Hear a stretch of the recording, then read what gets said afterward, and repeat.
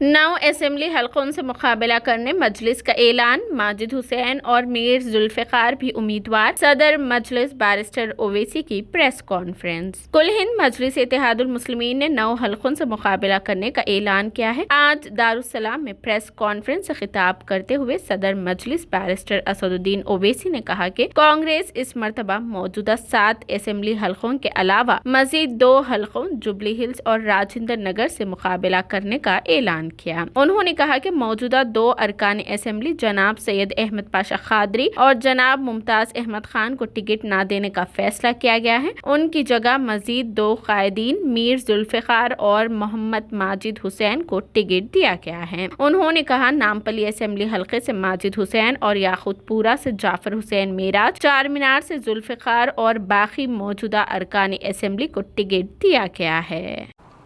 تو میں نے جیسا آپ سے کہا کہ 9 اسمبلی کانسٹیٹوئنسیز پر مجلس الیکشن لڑے گی،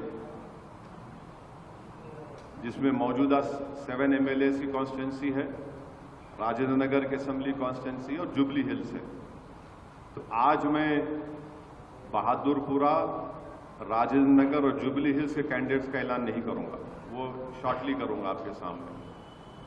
اور سب سے پہلی بات تو یہ ہے کہ ہمارے پارٹی لیڈر اکبر الدین اویسی دوبارہ انشاءاللہ چندرائن گٹے سے مجلس کے امیدوار رہیں گے۔ احمد بلالہ صاحب ملک پیٹ سے مجلس اتحاد المسلمین کے امیدوار رہیں گے۔ کوثر محی الدین صاحب کاروان سے مجلس اتحاد المسلمین کے امیدوار رہیں گے۔ پھر ماجد حسین نامپلی سے مجلس اتحاد المسلمین کے امیدوار رہیں گے۔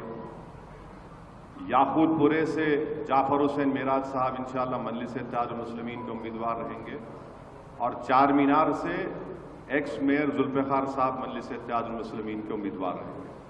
تو یہ اہم باتیں مجھے آپ کو بتانا تھا، یہ آپ کو بتا چکا ہوں۔ اگر آپ کے کوئی سوالات ہیں، یہ 3 اسمبلی حلقوں کا اعلان کب ہوگا میں جلدی کر دوں گا، کیونکہ آج سے نامینیشنز کی تاریخ شروع ہوئی ہے، تو یہ کروں گا۔